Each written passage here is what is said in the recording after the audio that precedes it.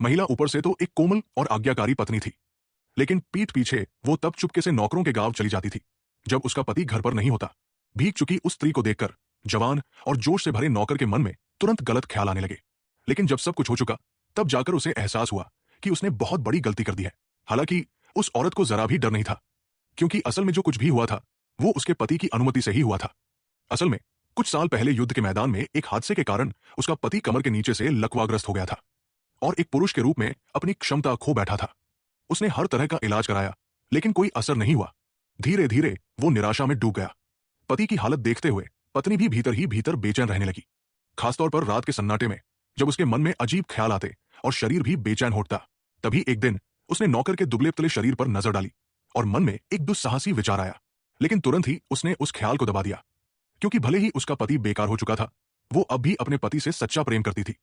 इसलिए उसने कभी पति के साथ विश्वासघात करने का इरादा नहीं किया। मगर एक दिन उसका पति खुद उसके पास आया और कहा कि वो चाहता है कि उसकी पत्नी एक बेटा पैदा करे जो परिवार की प्रतिष्ठा को आगे बढ़ा सके। ये सुनकर पत्नी का दिल उलझन से भर गया।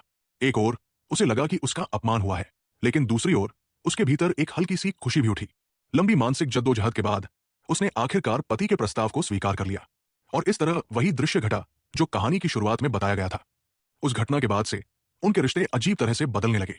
जैसे ही मौका मिलता, पत्नी छोटे से झोपड़े में नौकर से मिलने पहुंच जाती, यहां तक कि वे दोनों साथ मिलकर बाजार भी घूमने लगे।